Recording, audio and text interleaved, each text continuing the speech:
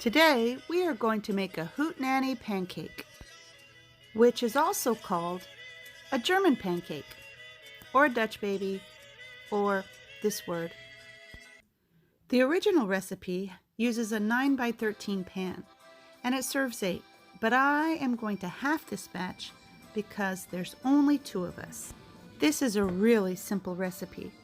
Heat the oven to 425 and put the butter in a pan and let it melt the butter. In a bowl, add the eggs, milk, and flour.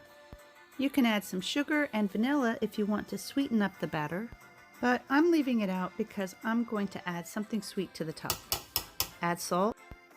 Now blend that up really well. What makes these different from a typical pancake is they're more eggy in texture and flavor, and they rise up sort of like a cream puff.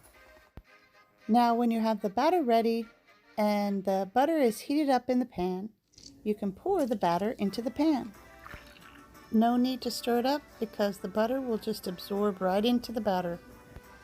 Now bake that for 15 to 20 minutes until it is golden brown.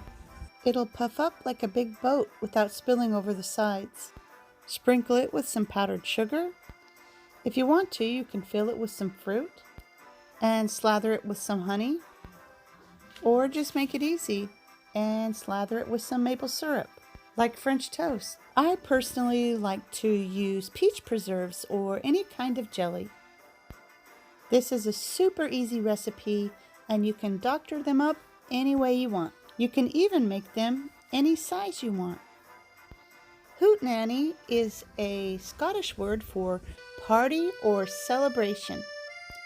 Some people might even say a hootenanny is a thingamajig or a doohickey. Whatever the case, these are great. Thanks for watching.